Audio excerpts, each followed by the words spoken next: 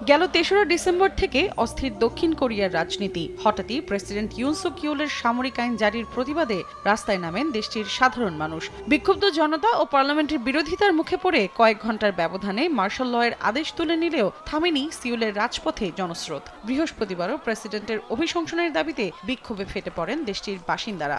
지금 야당은 বিক্ষোভের মধ্যেই সামরিক আইন জারির পক্ষে সাফাই গেয়ে আরও বিতর্কের মুখে পড়েন ইউন। নাজুক পরিস্থিতিতেও শেষ মুহূর্ত পর্যন্ত লড়াইয়ের ঘোষণা দেন তিনি। ক্ষমতার জোর দেখাতে মিথ্যাচার মামলায় বিরোধী দলের প্রধানকে দোষী সাব্যস্ত না করার দায়ে একজন বিচারককে গ্রেফতারের নির্দেশ দিয়েছেন তিনি। এ বিষয়ে দেশটির সাবেক এক প্রসিকিউটর জানান, প্রেসিডেন্টের চরম আত্মবিশ্বাসী বর্তমান উত্তেজনার কারণ।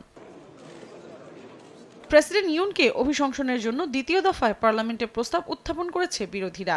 শনিবারের ভোটাভুটিতে অংশ নিতে ক্ষমতাসীন দলের আইন প্রণেতাদের প্রতি আহ্বান জানিয়েছেন বিরোধী দলের প্রধান লি জে মায়ু।